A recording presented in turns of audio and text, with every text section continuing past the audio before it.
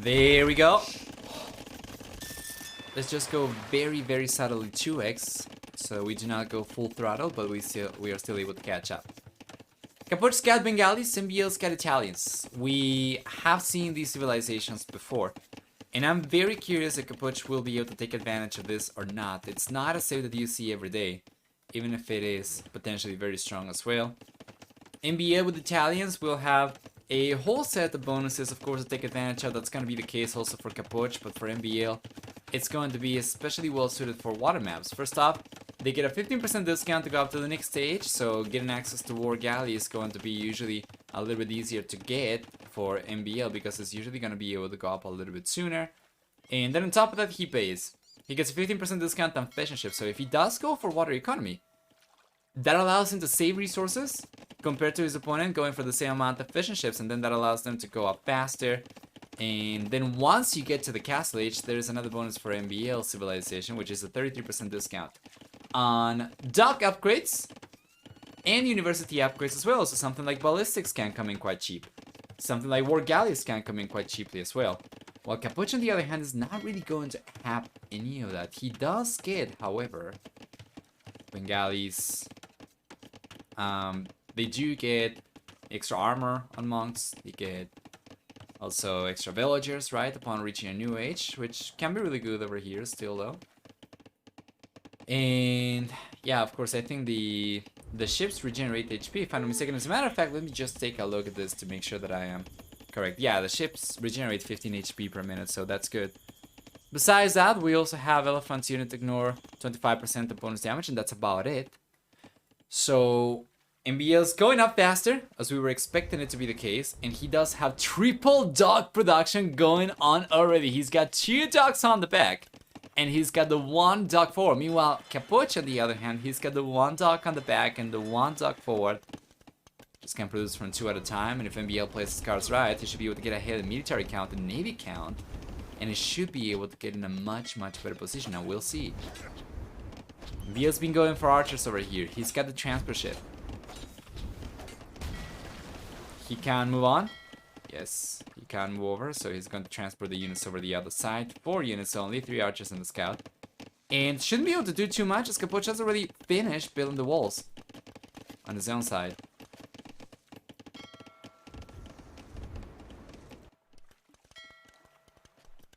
There you are.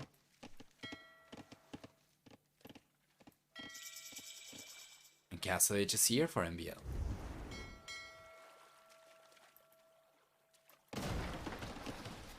Yeah, fantastic. Second TC is on the way also for the Bull player. As soon as he gets up, he's going for War Galley in addition to the second TC, and this comes, you know, from having a discount on dock upgrades. It's going to be easier for him to go for that.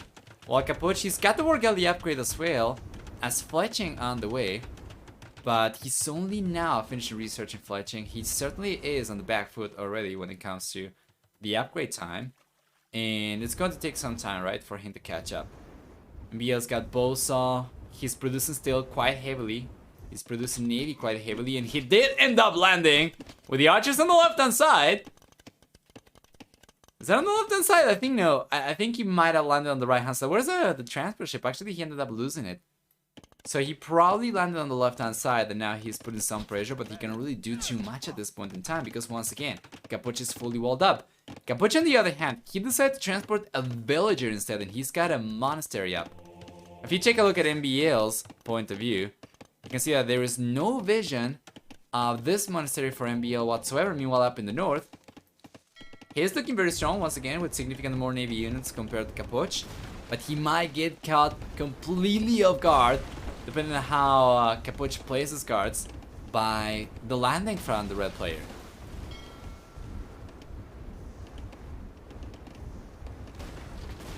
There we are.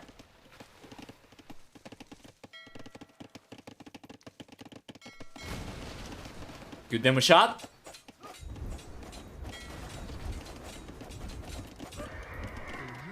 We'll see the villagers take the scout down over there, but Capoch is already taking a lot of damage over here in MbL. MbL's pulling a significant population lead already. At this point, 15 extra population is quite a lot. All the fishing ships going down from Capoch over there. He didn't even try to save those at all. And that's a good demo shot from Capoch. MbL is going to be left on 4 HP only on 1 fire ship. But Capoch is not really going for too much navy anymore, so it's still going to be kind of difficult for him to gain control of the water back.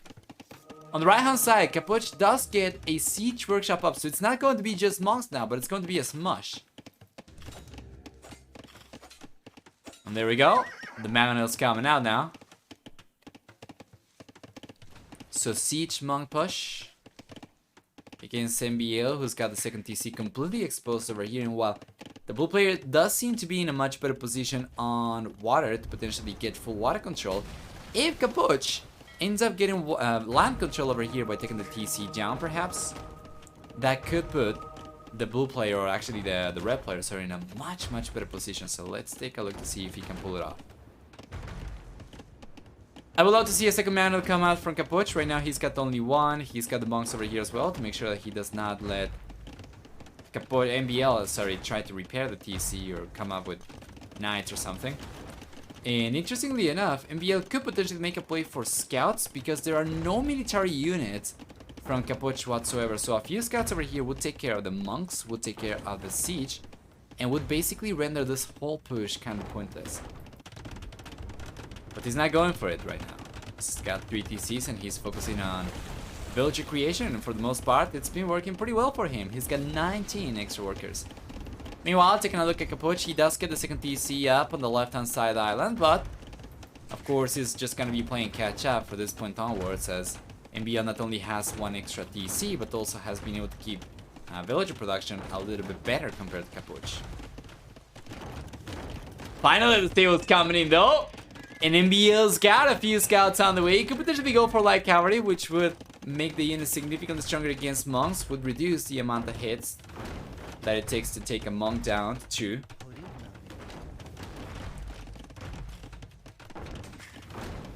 There we go. Pressure coming in from Capoch is very strong. He might end up getting the TC down over here if MbL does not hurry the scouts. We have 3 so far. Honestly, I think with 5 that should be enough for him to clean this up.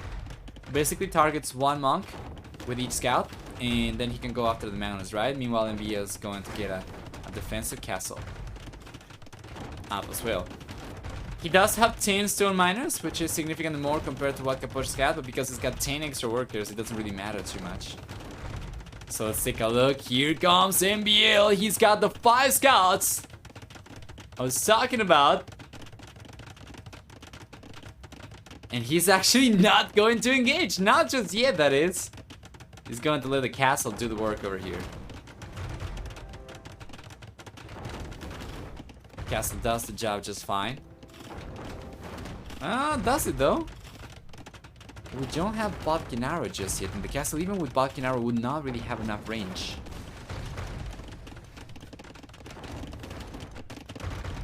I'm not really sure what MbL is waiting for. He's even gone for like cavalry already, so these are definitely enough to go and take the monster down already. So here comes MbL.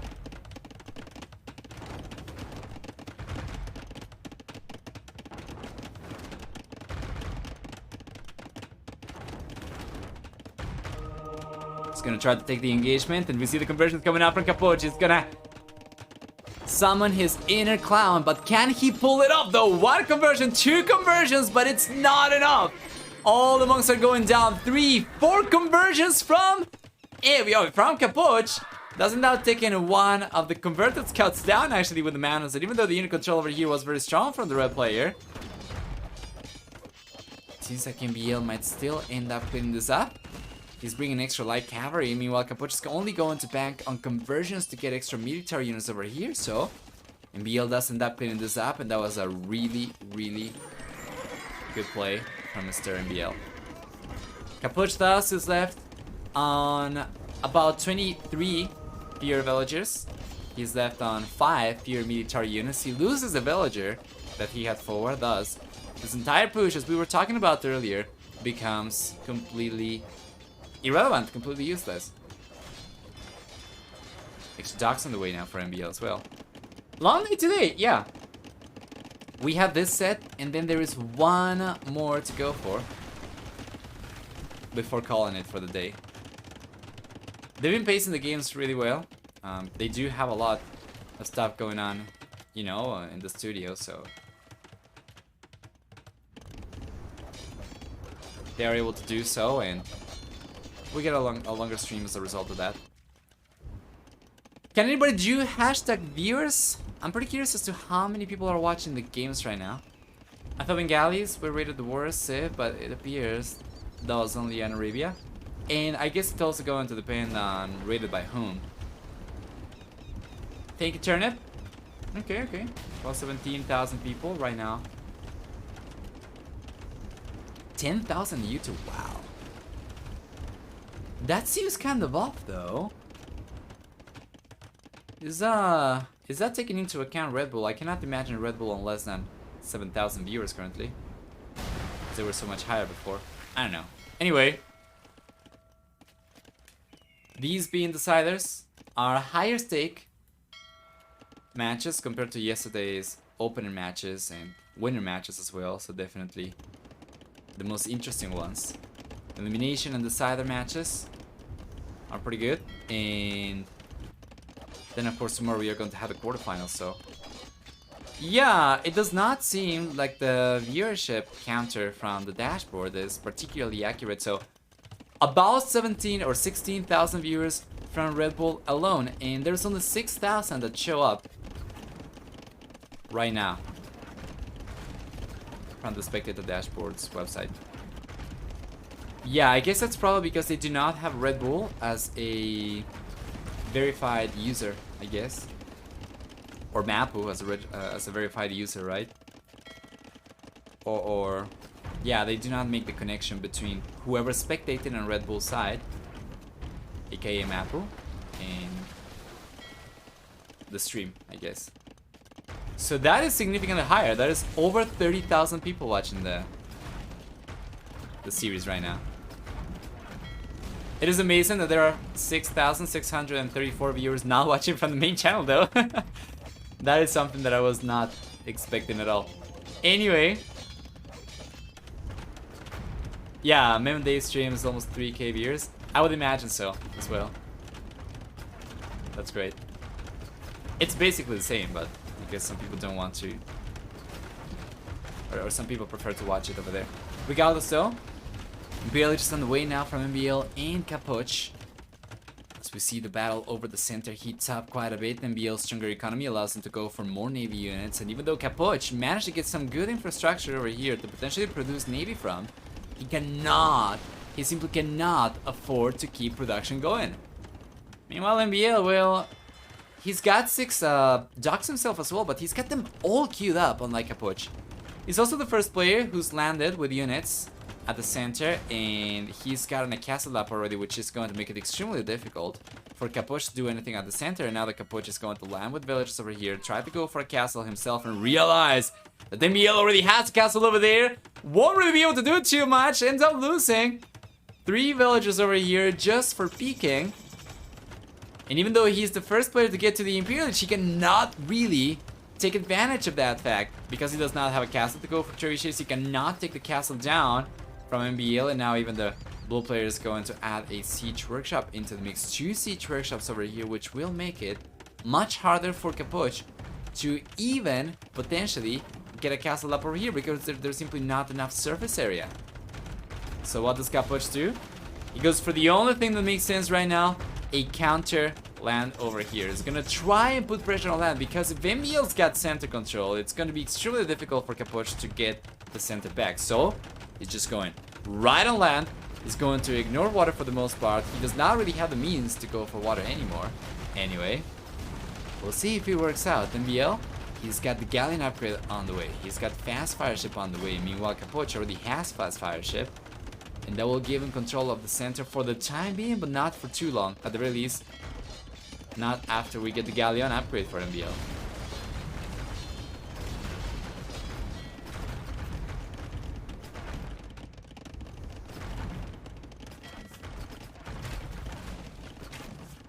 There we are. Big nope in the landing? Yeah. And now the castle up here does come up. He does go for a trebuchet. Unfortunately, whatever trebuchet the players go for on land will not really target the center unless the castles are placed on the shoreline, so to say, right? So for instance, right now, Capoch gets a trebuchet out. He cannot really target this castle because it's too far away from the shore, from the other side of the water. So he's going after the TC next instead. Siege Workshop, he's gonna start collecting some gold. And you know what? Capoch is catching up right now in worker count. MbL has a substantial lead that's kind of vanished for the most part.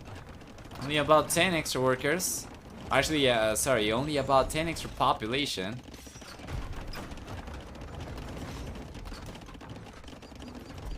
There we go.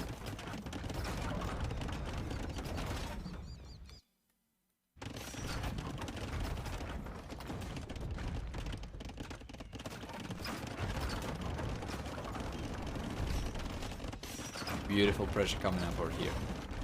Go back to Onyx and make sure that we don't get potentially a fast forward spoil at the end.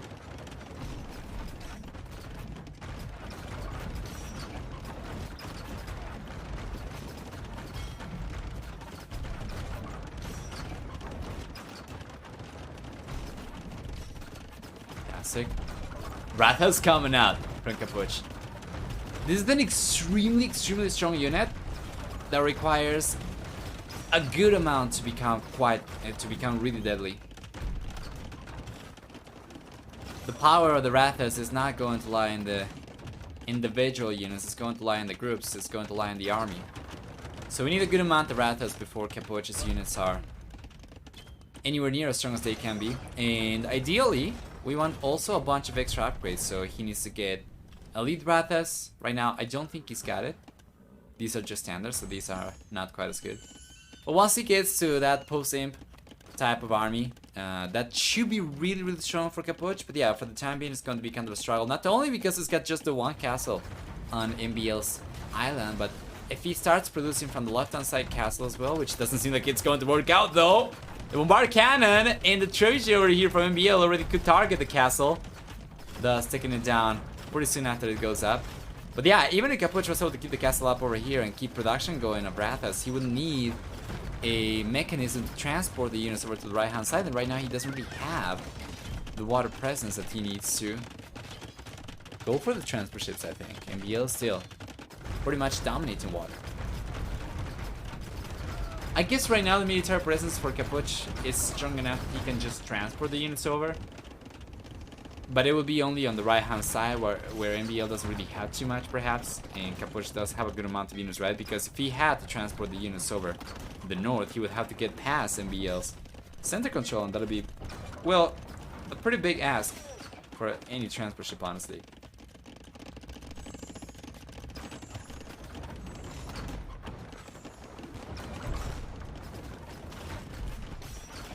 And the castle on the way for MbL to support his navy fights.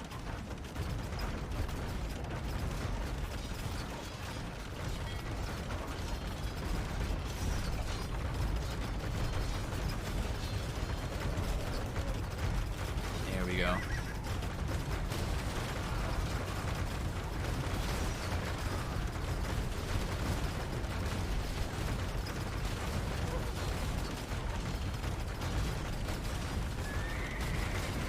Beautiful. MbL's getting full water control over here as we were expecting. Castle crumbles. From Capoch as well. He cannot really do too much over here anymore, and even though he does end up getting the trebuchet down with the armor elephant, it's unlikely he'll be able to do too much. On the left hand side, the castle did crumble from Capoch as well, so he cannot really keep on going for Rathas anymore. This might be actually good news for Capoch, because when he's not focusing on going for land, he is kind of forced into focusing on water only, and water is certainly what's going to get you a game on a map like this. The bad side, though, is that because he's going for it so much later compared to MbL's had a huge head start in production. He's got right now twice the military count compared to Capoch, actually. He's got cannon galleon, which are amazing. Bracers on the way as well, so the galleon are going to become even stronger for MbL. as you see. +4 attack already. And with a Cannon Galleon, MbL's in a position where if he gets full water control, and it seems like he shouldn't really struggle to get it, he can use the Cannon Galleon from water to reduce Capoch's defenses on land as well. So take the TCs down, potentially even get the Monastery down, this TC down as well. And like honestly, there isn't really a single spot in Capoch's base that he's gonna be safe from Cannon Galleon in. Especially if MbL doesn't like going for Elite Cannon Galleon and increasing the range of the units.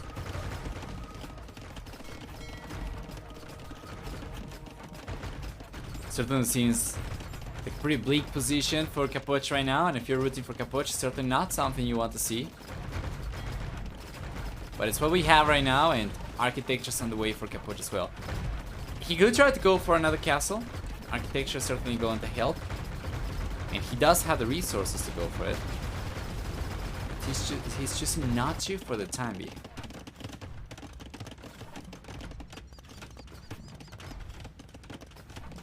Yeah, he's just going to focus on water. Notice he's got Exoducts coming out down the south. For the time being, Capoch's gold income is strong enough that he can continue pursuing water control over here. But MbL, well, with all the gold that he's got at the center available still, it should be in a much better spot, right? This is about 9,000 gold. It's going to be extremely hard for Capoch to outlast that. Especially when back home, Capoch is kind of running on fumes here. Well, not quite yet, but only 500 gold left for Capoch to collect from. Well, MbL on the other hand, well, he's taking a lot of losses over here trying to get the castle up. But he should be able to get it up in any case, and because he already has the resources and he can keep on going for more, maybe. Losing the villages over here is just going to open up population space for him to get a stronger army out. MbL finished researching Pavise as well, so we'll see Condottieri come in. He landed already, he's going for the barracks, he's got two, he's got the third one on the way. The Condottieri already starting to pour out of the barracks, and Capoch is going to start suffering the consequences of it. Plenty of villagers going down.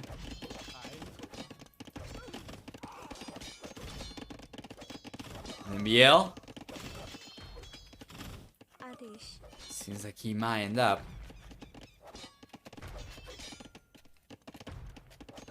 Yeah, taking game number 1 over here in Capoch. It's gonna have to clutch it up, man. There's only 3 games over here. If MbL gets game number 1, game number 2 is already the match point, and MbL could very well end up knocking Capoch out 2-0. But we'll see.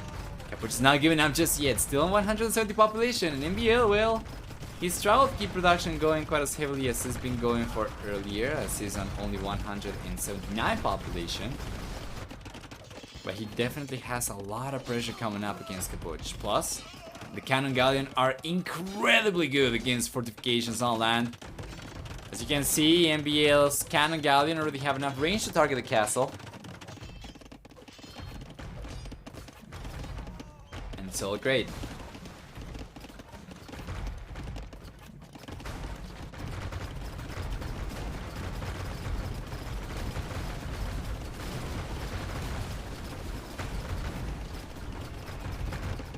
Oh, there is a counter landing though from Capoch.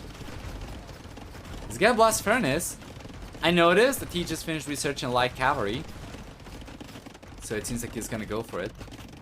He's got some Rathas on the way as well. I don't know what that's going to do for him, but the light cavalry could be really good. Let's see if MbL realizes about this. It seems like he does. He's gonna start pumping some barracks up right now to be able to go for pikemen.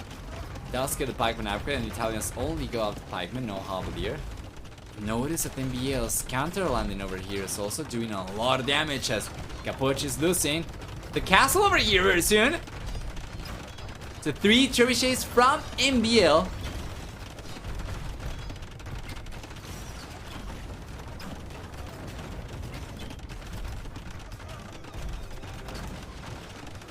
MbL and Capoch doesn't doubt taking the trebuchets down, or at the very least 1 down, 2 down. And very soon all the trebuchets down from MbL. Yeah, Capoch is gonna have to try harder. Or, sorry, MbL is gonna have to try harder. Capoch, on the other hand, even though he did manage to get the stables up over here, hasn't really got gotten to producing any units actually. He's got only 23 farmers, so it's not the strongest food economy for him to start pumping scouts too much. At 80 food a pop, scouts are not a cheap unit to go for, even if they are not gold intensive, right? They do not have a gold cost, but you do need a good amount of farmers if you are ever hoping to get the spam going. So Capoch's push over here on the right hand side is going to be pretty lackluster. Yeah, not even a single light cavalry, but well, he only produced one to be fair, but went down to the castle right away, of course, and that was going to be the case even if he went for many more. Meanwhile, MbL on the other hand, his push is so much more effective. He's got the bombard cannons over here, is gonna be able to get the TCs down. He's got a castle down. There's only one TC and one castle left for Capoch to protect his economy with. And MbL, he's got what it takes. He's got all the tools to completely suppress Capoch.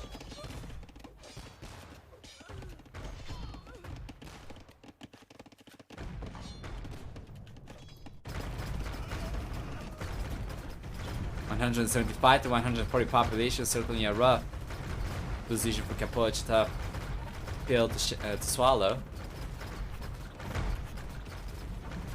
And MbL increased the cannon galleon production as well. He's gone up to 6 cannon galleons, so that should allow him to pretty much prevent Capoch from ever getting any extra defenses up. At the very least, if MbL is to keep water control, right? Which it seems to me like he should.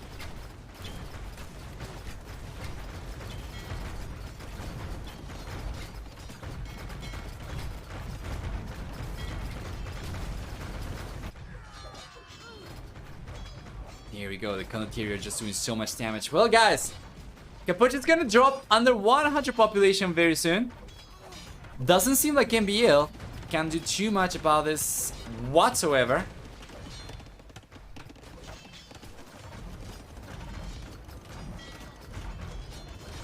Here we are. And he calls it GG right there. Yeah. So 1-0 in favor of MbL. Let's go and take a look at the achievements really quickly over here. What do we get? Well, we'll see for military, as we usually go in this order. 11 to 10 KD ratio for MbL. In addition to that, I guess probably the trades were pretty cost effective for him, but then he also had a stronger economy to work with, collecting about 6,000 resources towards the end of the game. For society, his work count was higher at the end of the game at 114 versus 69, and even though he did go for 168 villagers total, he did end up losing a few to Capoch's raids and to Capoch's pressure as well. So let's go back and wait for game number 2. Shouldn't be too long, and we'll take a look at the mainstream meanwhile. MbL 1-0 over Capoch, Brewers and Khmer for these players respectively, and the opening for MbL is going to consist of archers, while for Capoch, on the other hand, the opening is going to consist of archers as well. Both players going for the archer ranges from the get-go. On a standard map, Khmer are an amazing civilization, or on a standard start map, Khmer are an amazing civilization because you do not get building requirements, so you can go for your archer range without having gone for a barracks, for instance. And that usually allows you to get ahead and going for water, right? Because you do save on the wood and you can go for the dock first. But on this map, or at the very least on this game mode, where you already start in the field age, you already start with your barracks, you need to pay for whatever you go for afterwards. So you're not really saving any resources over there in the end. I guess the one thing that Capoch would probably be saving on is just on the building requirements to go up to the next stage, but that's only going to be good if he's planning making a play for the castle age, for instance, right? But right now we know that he's going for archer, so we'll see if he can make it work for the time being though. He's trying to target a villager over there, and MbL's paying attention, so it doesn't seem like Capoch will be able to get the villager, although we'll see a few extra hits over here from MbL. It seems to be like a bait. Because now the spearman's coming over, and he takes the scout from Capoch down. The bait play over there from MbL, absolutely fantastic for game number 2. Well, if we take a look at MbL's scout forward, he ended up taking a little bit of damage over here. But he wasn't able to get a villager down. Not from Capoch at the very least, not just yet. If you take a look, Capoch is on No villager losses at all. He's lost just the start and scout, and that's about it. Anyway.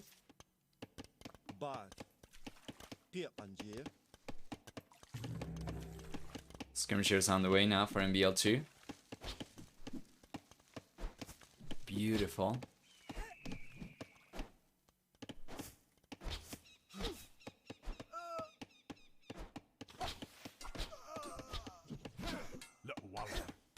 Pretty good defense over here. MbL's going to hold on just fine. Despite the fact that he did go for the walls, I thought he was going to try to go and make a play for the castle age, but he does.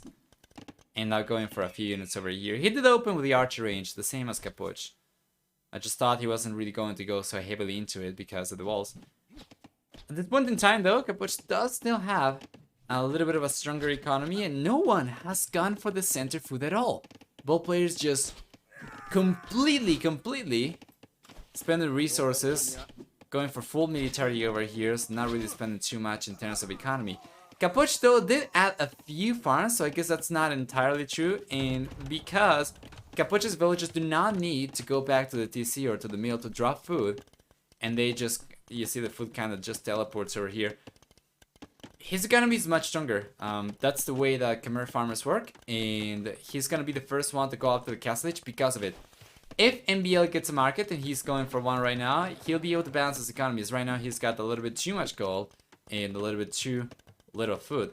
But once he gets the market up, that will only allow him to balance his economy, not to go up to the castle age just yet. He does not have the resources.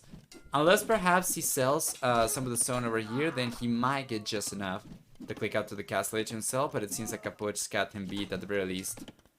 He would have you believe that, given the current resource distribution from Capoch. Much more balanced economy. And he should be on his way to the castle age, while MbL on the other hand, well, not so much. There we go. Capoch is off to the next stage, and MbL is using the market right now. If he sells some of the stone, he should be able to go a little bit faster, but he does not want to do it, which indicates he'll probably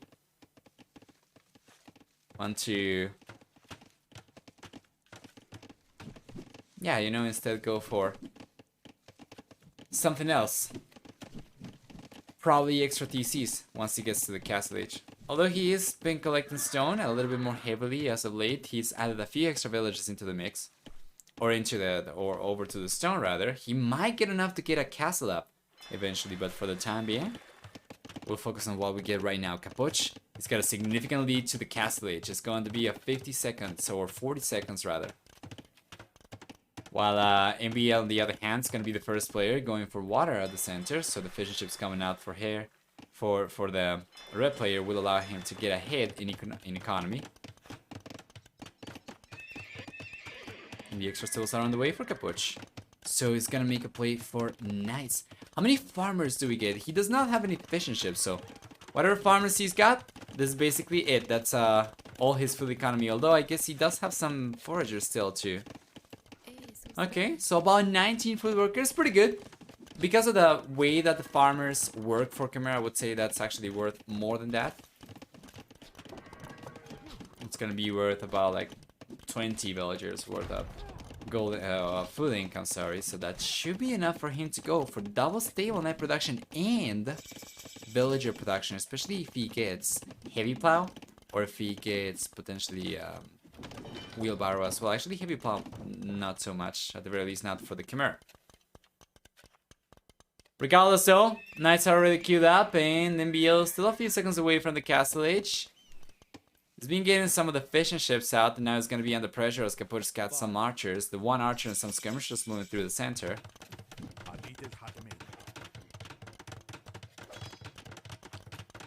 Camels on the way for MbL.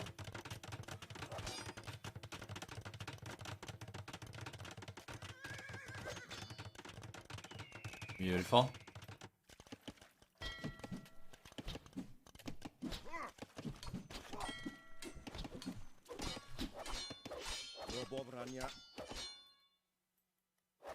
Yeah, and the knights coming out should take care of any field tunes, but MbL immediately makes a play for camels himself.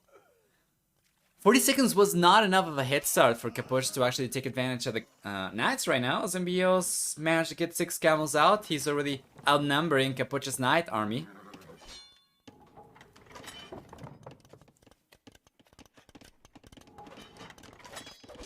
And let's see.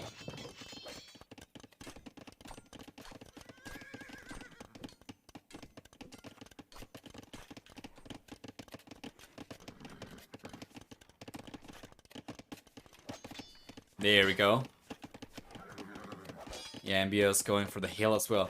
The unit control for MbL has been really good this series so far. Now he's trying to go after the knights. He doesn't end up losing one of the camels to the conversions though, and another camel goes down to Capoch's unit. It's actually Capoch doesn't end up cleaning this up, and he does not lose a single knight.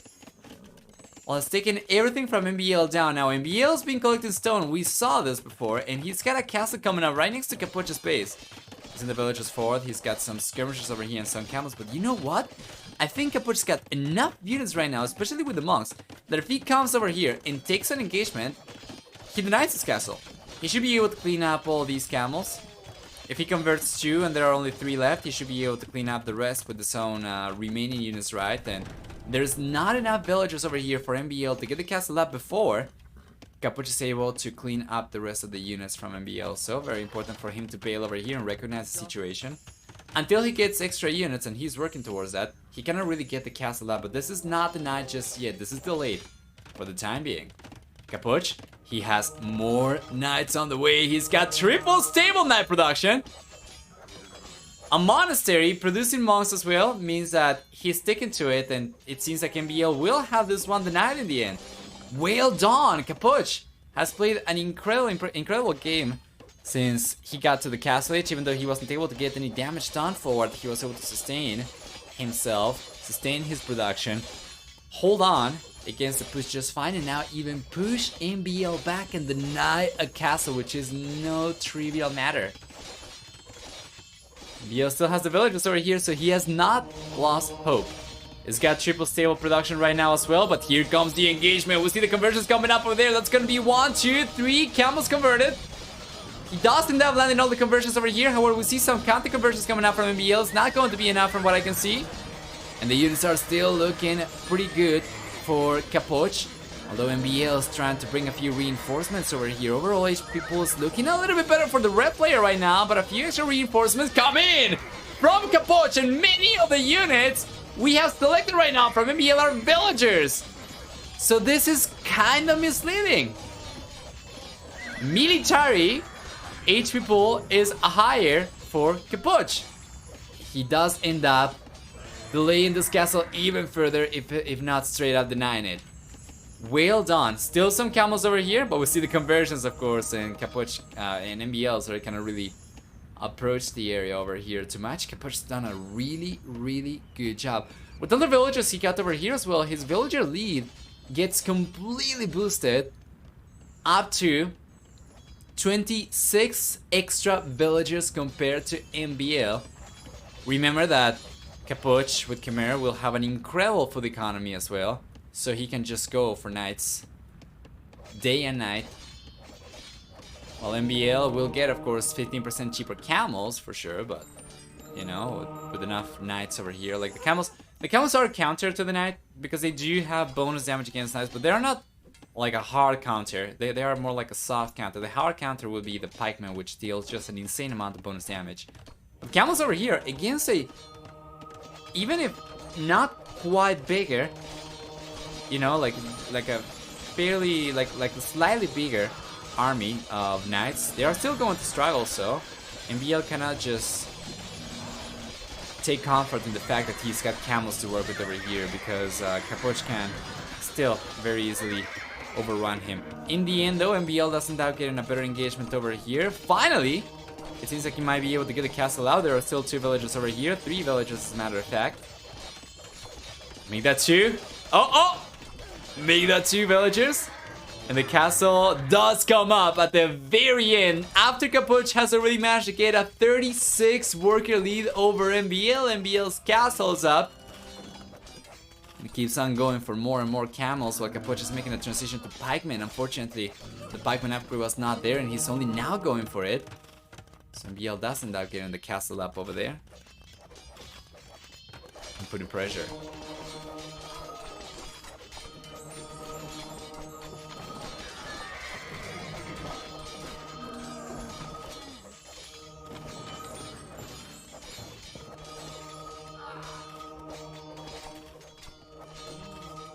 Here we are.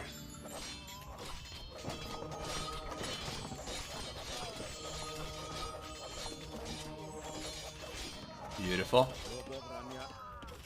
The camels over here from MbL are certainly doing some good damage, but Capoch still retains his worker lead. There's a lot of monks over here, a lot of conversions going on this game for sure.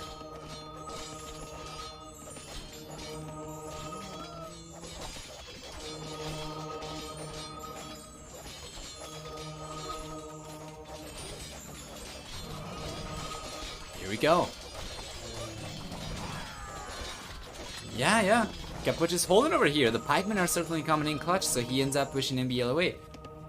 You know, if Capoch beats MbL to the next age, that's gonna be absolutely crucial. He'll get access to trebuchets. He needs a castle for it first, but he's making a heavy push for stone. Right now he's got 9 stone miners. But yeah, if he gets to the Imperial Age, gets a castle up, he can start going for trebuchets. He can raid of MbL's castle over here and then start putting pressure forward. But we'll see.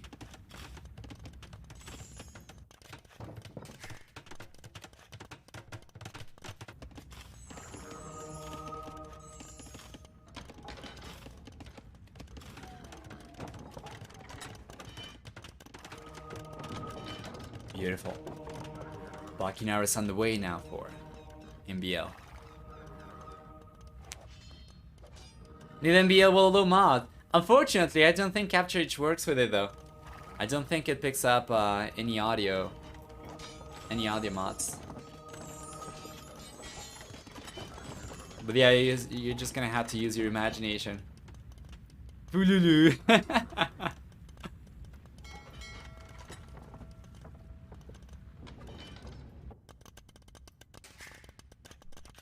Yeah. Capoch's lead over here is substantial already. 134 population to 91. That is 43 higher population for Capoch. That is almost a 50% lead in population over MbL, which is nothing short of amazing, of course. Now we'll see a demolition raft over there, dealing almost no damage, getting just one pikeman down over there, so it was a little bit lackluster despite despite the somewhat good shot. Capoch makes it past MbL walls. Oh god, an MbL! He had not been paying attention to his base at all. Notice how he's completely open on the back. Completely open on the back. He ends up having to push all the villagers away. He ends up bailing all the villagers.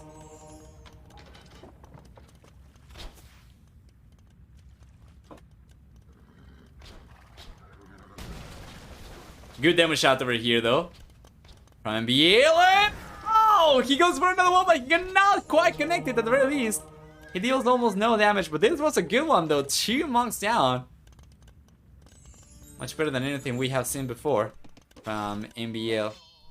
From his previous attempts anyway. Now Capoch is coming in. He's got a few camels into the mix as well. The ones that he converted from before.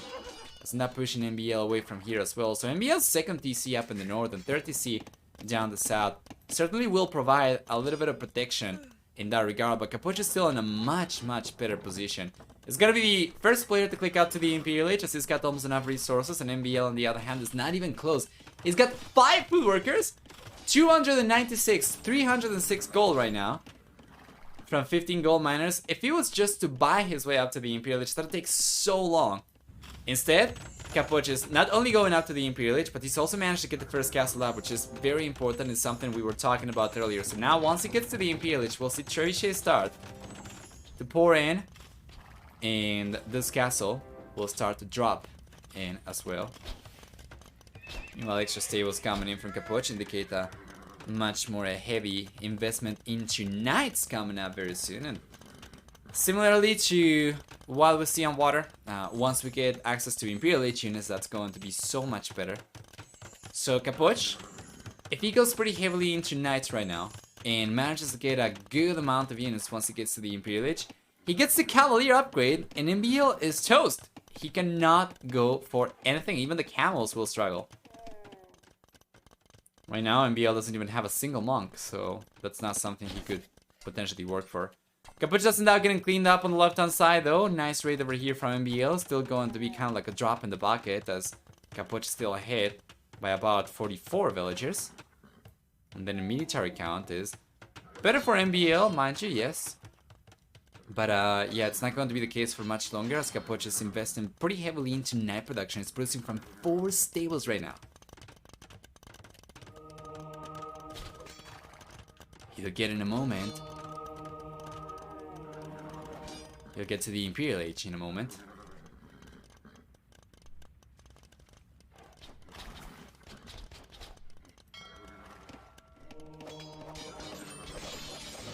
Here we go.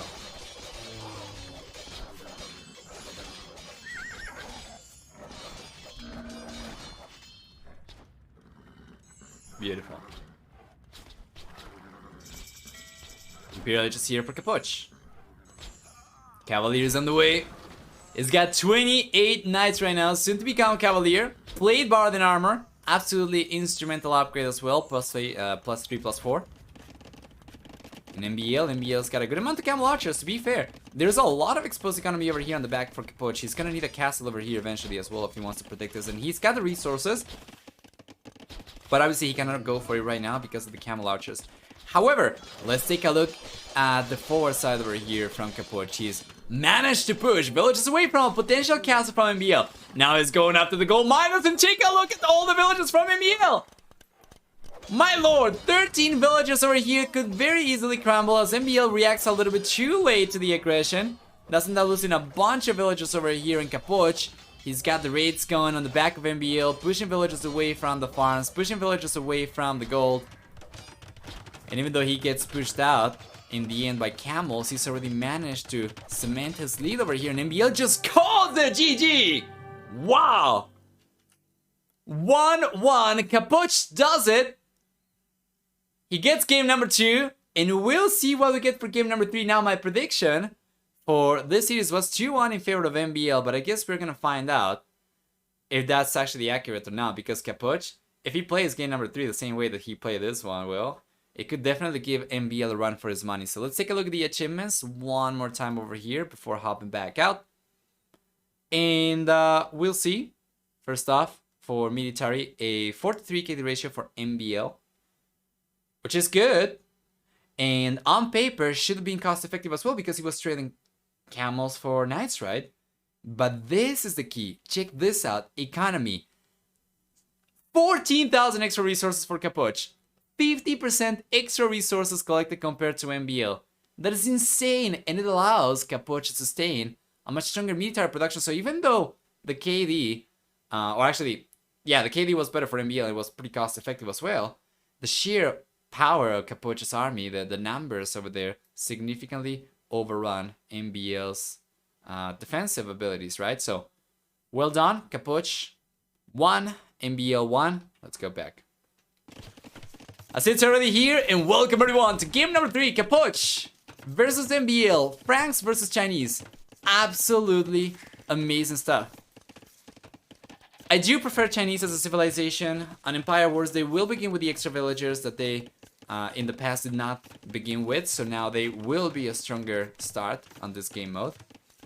And it's normal to get a little bit of idle TC time for MbL with the civilization because it takes some time for you to get your food economy going, but it's not going to be enough to offset for the 3 extra villages he begins with, so he's going to be like 2 villages ahead compared to Capoch, basically at all times. So, if the game goes the same for both players over here and they both just play exactly the same, MbL's economy is just going to be stronger, that's the way it is. The one thing that Capoch gets, though, is he does get the farm upgrades for free, so he already begins with Horse Collar. And that means that when the time comes to replenish the farms, it's going to be a little bit better for Capoch. Overall, the farms are going to pay out through a longer period of time, so MbL does not... Capoch does not need to refresh them quite as often, but at the very beginning, it's going to be better for MbL, at the very least until the farms start expiring. And regardless, though, we see an opening of archers, actually, for Capoch, which is not what I was expecting at all. In MbL, he's got an archer range up, and he's got the first archer queued up. He's got a skirmisher already. While on the right-hand side, he's getting the walls up over here just in time as Capoch was coming in with the scout, trying to prevent the walls from coming up. MbL did manage to clutch it up, and he's going for the walls on the left-hand side as well. So this is good. Let me take a look, because I think MbL's original user color over here would have been a little bit too hard to see, right? Yeah, so it's good that we are sticking to red. Uh-oh! A villager goes down, though, for MbL! Two Capoch's archers over here. Right there.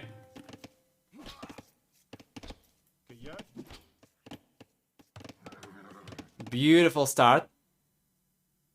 And in the end, we'll see one of the military units from Capoch go down, but it's going to be a much better trade for the Bull player, of course. A villager for a military unit. They're similar, I would swear they practice with each other.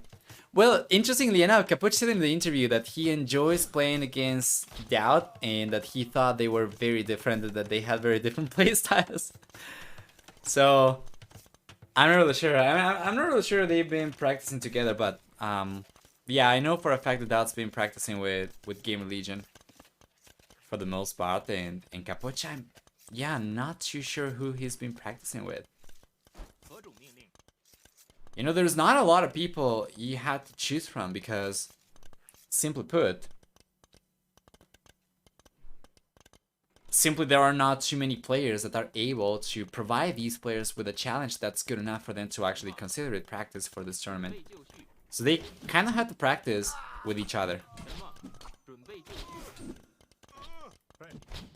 If you're part of a team, I think that's probably the best because you can bounce ideas off each other and you can potentially share strategies and just reveal your strategies in the practice, because usually in that situation you want your team to win much more so than the individual. I guess we'll see. Obviously individually the prize is going to change substantially depending on the stage you get to, but something like Gamer Legion, for instance, if one of the players goes down, well, the other players will benefit also from a stronger practice. Without the Capoch under pressure, may lose armies, but build an economy behind it in the meantime like a boss. Well, that's one similarity that they have, yes. Capoch's playstyle seems a little bit more aggressive to me compared to Doubt's. But obviously it really depends on the game. Sometimes it can be the other way around. Now, Capoch is going for the Castle Age significantly earlier compared to MbL by about a minute and 38 seconds or so, I think. Yeah. So that should be enough for him to get 2 knights, right? He's got double stable already, so he's thinking of going for knights. That's going to boost his economy as well, because once he gets to the Castle Age, these farms, or he's going to get rather, the heavy plow upgrade for free. So if you take a look at the villagers can actually carry extra resources per trip. Right now it's not going to be just 10, it's going to be 11. Second TC is coming up for Capoch as well. MbL, instead, he's still waiting well over a minute to get to the Castle Age, and he's got a forging upgrade on the way as well.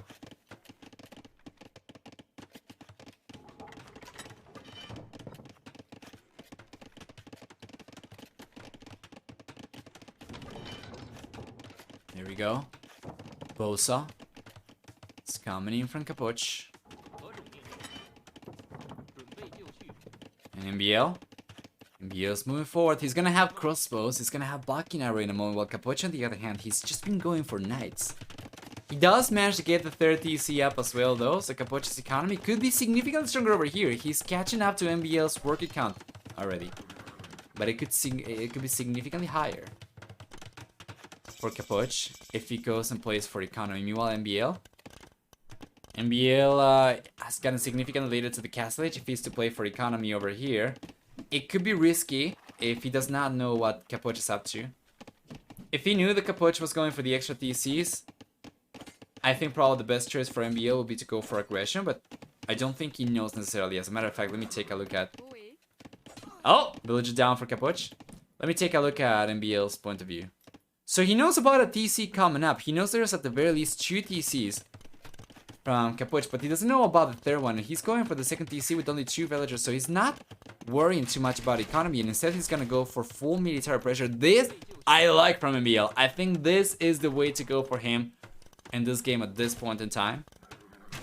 And Capoch, on the other hand, if he can keep all TCs working and just can go for military as he gets the resource, the extra resources, but focuses on villager count instead, is going to get himself in a position where he's going to be able to offset the technology advantage that MbL gets by virtue of having a much more versatile civilization with a lot more options.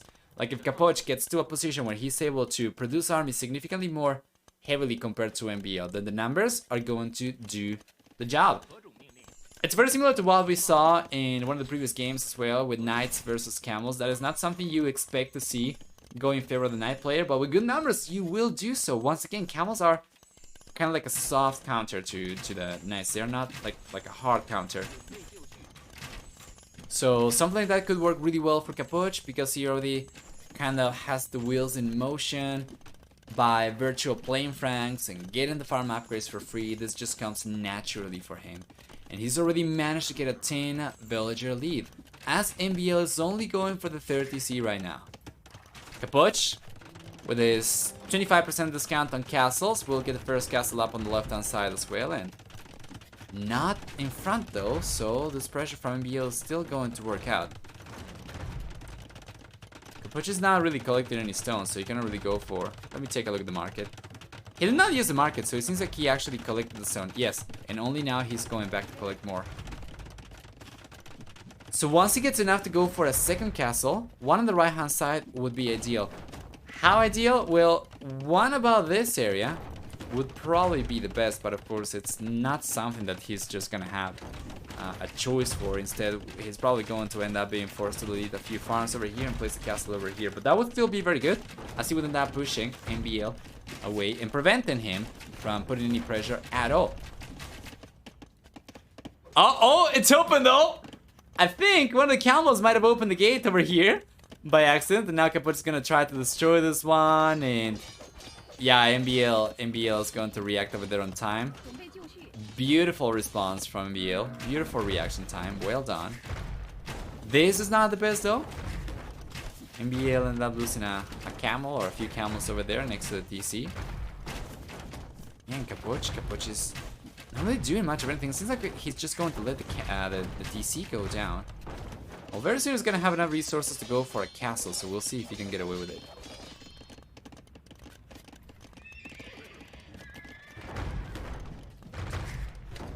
He's coming out with the knights. He's got a magnet over here to put pressure against the crossbows.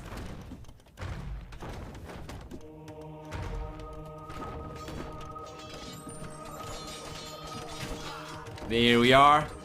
And the shot seemed like it was going to be a lot better than it was in the end, but we still see one of the magnets go down. 2, 3 magnets down, and the knights end up pushing MbL's army away.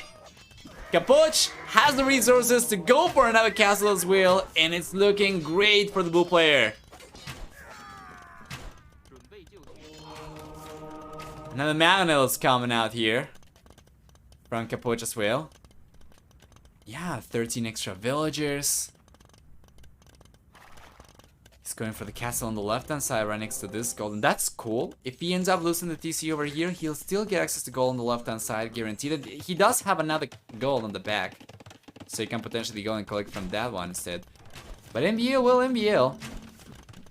He's got extra mangonels on the way, he's got more archers, and because the army composition for MbL is significantly cheaper compared to Capoch's, and Capoch's extra resources have gone mostly towards castles, he doesn't really have an equal lead at this point in time.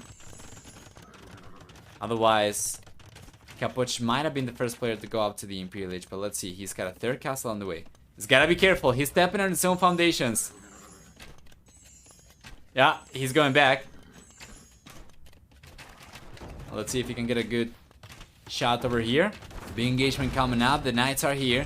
The MbL from Capoch goes down to MbL. So now Capoch still trying to get a castle up over here, but this might prove a little bit too difficult. Good conversions coming in from MbL as well. And it seems like Capoch might end up getting pushed away from the castle over here or losing a few villagers instead. But the MbL goes down to Capoch's knights over there. And even though he ends up sacrificing many of the units over here, it's all in name of the castle. It's all to get the castle up, and this is huge now. MbL cannot push from the right hand side anymore. Capoch's got this main goal safe. He's got both secondary goals safe, the one on the left hand side and the one on the back as well. And if MbL did not know about the castle, he's about to find out about it now. And now he knows that there is no possible angle for him to push Capoch from, at the very least not from this position. He's just gonna have to make a play for the Imperial Age. Interestingly enough, because he was not aware of the other castle on the left-hand side, MbL didn't really prioritize going up to the next stage, and he's gonna have to do it now. So if he uses the market, he should be able to balance his economy and go up significantly sooner compared to Capoch. The problem with this, though, is that he does not have a castle. And if he uses the stone that he's got right now to go for a castle, he cannot use the market to go out to the Imperial Age. If he uses the market to go out to the Imperial Age, he's gonna have to collect the resource to get the castle up again. So he cannot really go up just yet. And Capoch, on the other hand, he's got 36 food workers. He's producing villagers from 3 TCs. He's still ahead by 15 villagers. And he's going for wheelbarrow right now. So he should be able to go up to the Imperial Age pretty soon himself as well. And if MbL is going to go up any faster than Capoch, it's not going to be by a huge margin. Given the fact that Capoch got 3 castles over here to work with compared to MbL's first castle only coming up in front, Capoch should be in a much better position once he gets to the Imperial Age, even if it's a little bit later compared to MbL, because he should be able to significantly outproduce the red player for trebs. Now, what is the thing about Chinese that I say they are the better civilization in my opinion in this matchup? They're extremely versatile. They can go for camels, they can go for infantry, they can go for archery as well, and they can fully upgrade Darbalesters, Cavalier, heavy camels, right? Obviously, 9-line units will not be anywhere near as strong as Franks, but as a Frank unit, but camels are there, halberdier are there, fully upgraded. They get the entirety of the blacksmith available in terms of upgrades. So the advantage of Chinese civilization comes from their versatility. But you do need to be in a position to take advantage of it. Right now, MbL, he's still playing catch up to Capoch for economy. While Capoch has had a much stronger economy for the longest part of this game, though at this point in time, MbL is not too far off. As a matter of fact, if you take a look at gather economy time, Capoch is barely 10 minutes higher compared to MbL's. That's only going to be worth about 200 resources. Anyway, Capoch's got chain bar and armor coming up. And even though he could make a play for Cavalier, and that'd be really good even against Castle Age camels, he cannot really expect MbL to be going up to the Imperial Age much later compared to himself, because the moment MbL saw the castles, MbL made it a priority to go up to the Imperial Age himself, so Capoch cannot realistically be expecting MbL to be much later to the Imperial Age than he is. So that's kind of unfortunate, because if that was actually the case and Capoch was significantly earlier to the Imperial Age, then the Cavalier play can work. But MbL actually has Capoch beat to the Imperial Age, and the only thing that Capoch is going to have going for him now that the villager lead is kind of tapering off, and Capoch is very soon going to stop producing villagers, and MbL is going to start catching up, is the fact that he can outproduce MbL for trebuchets, and he might be able to clean out the castles, but that's about it. MbL will be getting heavy camel very soon. He will be in a good position. He will be catching up in worker count compared to Capoch as well. So the Bull player's got a very small, very narrow time window over here to do some good damage. Otherwise, MbL, it feels to me like he should be able to stabilize and potentially turn the game around right now. Capoch's got a 700 score lead, but mark my words, 5 minutes from now, if Capoch is unable to take these castles down and take a good engagement with Cavalier against the camels in the crosses over here, MbL is going to turn this one around. Up in the north, there is a 5th castle coming up, 6th castle actually coming up for Capoch, and you gotta hand it to him. At the very least, he will have plenty of fortifications around the map that MbL is gonna have to take care of, thus delaying MbL's advantage potentially, but still. Beautiful castle location.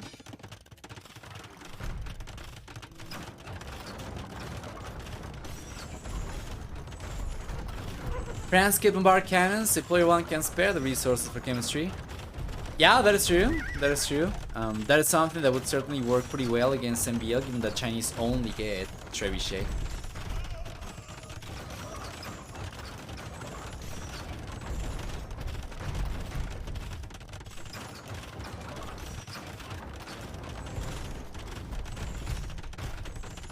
There we go. Up in the north. Yeah, castle's coming up for Capoch. The 7th castle on the way for Capoch. He's getting full map control with just castles. But check this out. As expected, Capoch's villager production stops and MbL starts catching up. Population is neck and neck. MbL's military count is higher. He does end up losing the castle over here. Well, he's about to. We have 5 freaking trebuchets from Capoch, so it should be the case that MbL loses the castle over here, and he does.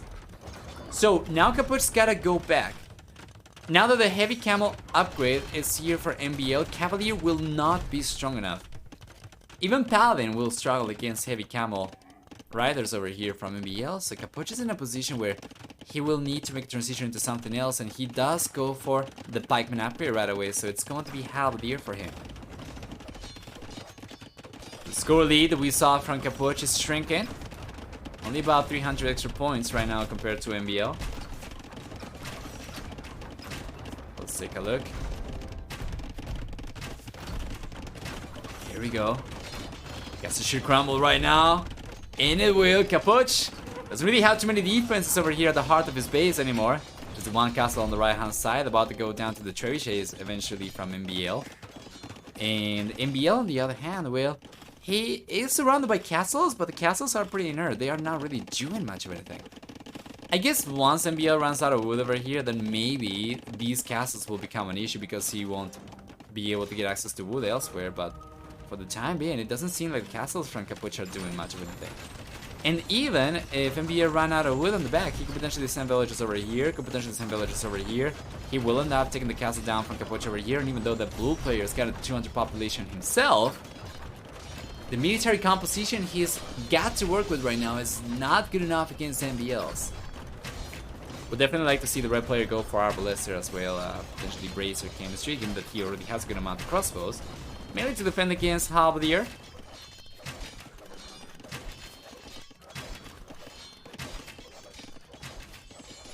Extra TC's on the way for MbL as well. He's trying to expand over to Capoch's side of the map now that he's getting pushed on the left hand side. But check this out though!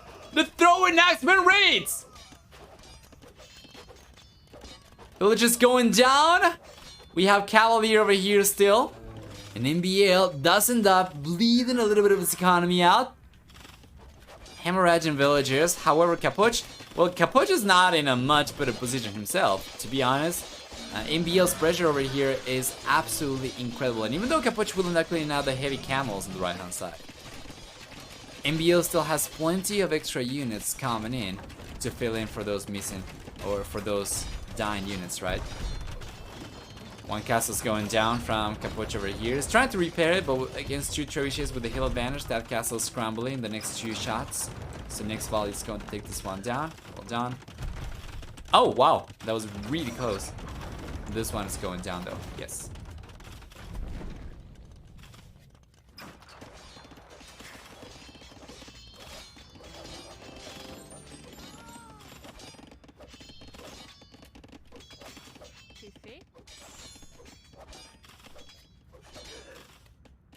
There we go.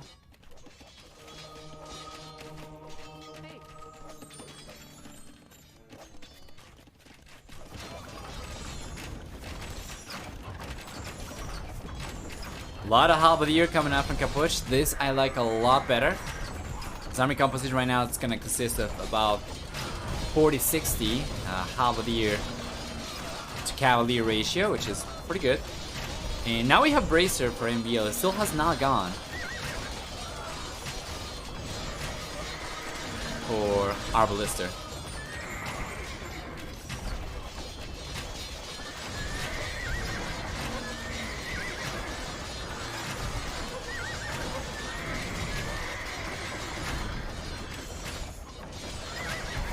Here we go.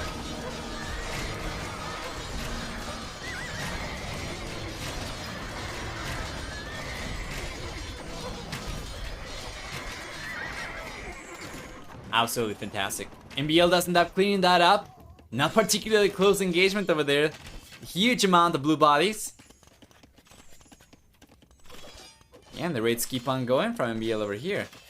Very, very low population from both these guys though. 134, 135 right now for MbL, 141 for Capoch. Both these guys racing to the very bottom.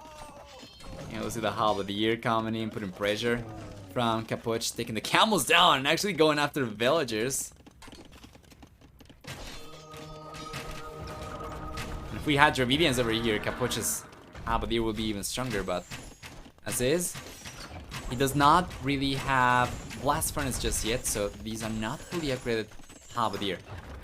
Notice that after MbL took the castles down, he's gonna start collecting gold from Capoch's side of the map. So let's take a look to see if MbL was effectively out of gold, or if he's just taking it because it's Capoch's and he's saving his own resources for later in case he needs them. It seems like that's not the case. It seems like MbL has legit just run out of gold over here. And the only gold that's available on the map still is this one from Capoch that's got only 400 left. This one from Capoch that's got 500 left. The first one we talked about is under MbL's control. And then on the right hand side there's a neutral gold over here that Capoch has been taking advantage of for the longest part of the game, but has gone down to 1500 gold left only, and the MbL will probably try to capitalize on this one, but eventually the gold is going to run out. Yeah, MbL's villager count is not the best, but he does have a lot of extra military and he's putting the raids. So it shouldn't be too different a few minutes from now. Now let's take a look at gather economy time. About 3 extra hours of gather economy time for Capoch. From the higher villager count he's had to work with for the last, what is that, 10 minutes? Makes sense.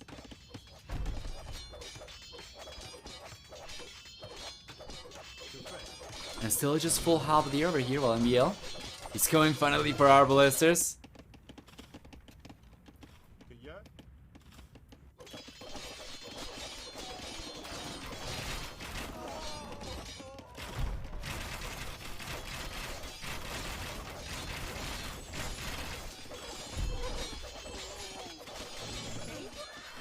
There we go.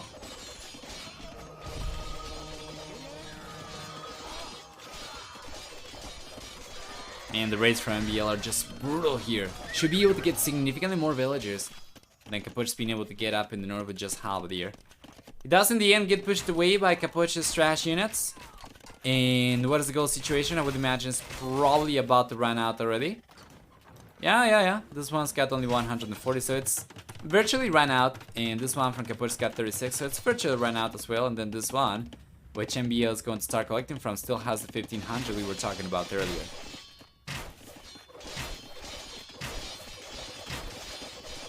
Capoch is buying wood though. Selling food. There is no way he's gonna try and make a play for Paladin. That wouldn't make any sense. No. He does not have enough units to really justify the upgrade. No, he's just gonna try and queue a few more units. So he's got Blast Furnace. For the Howl of the Year, he's got more Cavalier coming up. Yeah guys, and it seems like today's stream is gonna be a little bit longer compared to yesterday. We are already getting past 8 hours. And we still have one more set to go.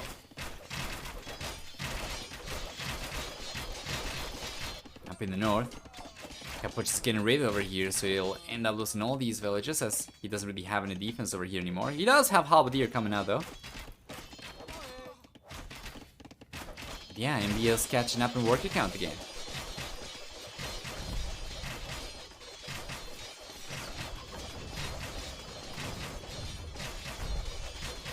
Every game I lose versus Franks, it is Franks producing more chairs than me because I can't afford 3 podcasts, right?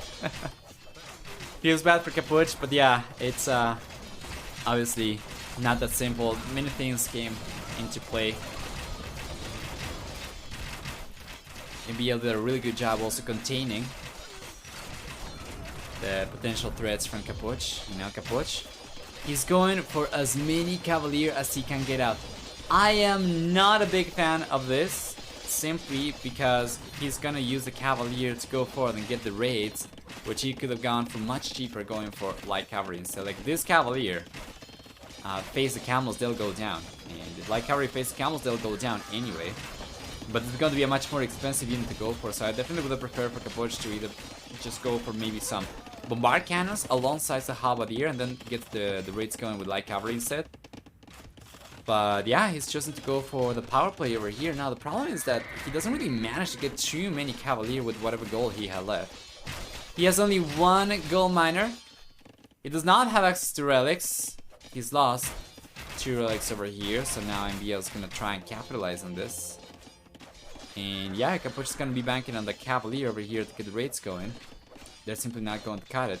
Obviously, the Cavalier can be very useful, not just for raiding, but potentially for cleaning up the Arbalest as well, which have been a little bit of an issue for Capoch so far. But yeah, once again, I feel like even if it would have taken a lot more like Cavalry, that would have been probably the better unit to go for.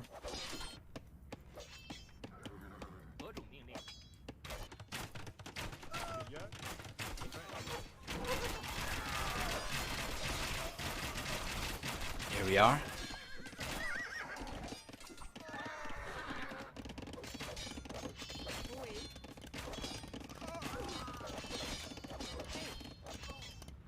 Nice raids over here from MbL again. This is what I'm talking about. You do not need the gold units. And Capoch is going for light cavalry right now. But this is really losing so much over here in MbL. MbL is getting a hidden worker count despite not having gone for too many extra workers. It's just that he's been able to get so many villages down from Capoch, and this is just a massacre. Capoch down to 66 villagers, and even though he's got a good amount of military left, he can't really do too much with it. The halberdier go down to arbalesters. The cavalier get completely flattened by the heavy camels over here. And MbL's unit control over here has been really, really good. Every time he comes forward, he just sends the arbalesters to take the halberdier down. And then when Capoch tries to approach the arbalesters with the cavalier, then MbL brings the camels forward, and whenever Capoch bails from there, he ends up taking free damage from the arbalesters on the way back. So slowly but surely, this type of dynamic is going to favor MbL for sure, and he'll eventually be able to clean up all of Capoch's units like this. So what do we see? Well, Capoch is going to try and get the raids going once again. He's just going to ignore the arbalesters this time around, which means that he might end up taking a lot of losses. And he's just hoping that he'll be able to do more damage than whatever MbL will be able to do with his unit. So, the Cavalier on the wood line over here on the back, and MbL will end up losing a bunch of villagers. But MbL's reaction over here is quite swift as well, and he does bring the heavy camels over to protect his economy. Capoch has his army split into more than one groups, right? So he's got light cavalry up in the north, some extra light cavalry over here, doing actually more damage than the Cavalier have been able to do so far. And MbL, well, MbL starts to lose a few villagers here and there, but it's still going to keep on producing at the same time. And because he's got 5 DCs to work with, he'll still stay significantly ahead compared to Capoch's villager count, despite all the losses. And Capoch, no villagers to play with anymore. Cause a GG over here, at the very least not enough. And MbL will get a final score of 2-1 against Capoch. And guys, we'll go through the achievements over here before going back and hopefully catching the interview. So what do we get? We have for military a very nice KD for MbL, and the end's going to be better than 4-3. For economy instead, we do have a stronger economy for MbL as well, collecting about 5,000 extra resources, and for society, a higher villager max count for Capoch, but towards the end of the game, of course, he had gone down to 52. He ended up losing 164 villagers throughout the game, while MbL, he ended up losing 115 only, I think. 100 and actually 13, sorry, 113 villagers throughout the game. And it's been a good performance for MbL. He does manage thus to move on to the quarterfinals while Capoch gets knocked out of Red Bull Wololo Legacy in the 8th to 12th position. We'll go back and hopefully catch the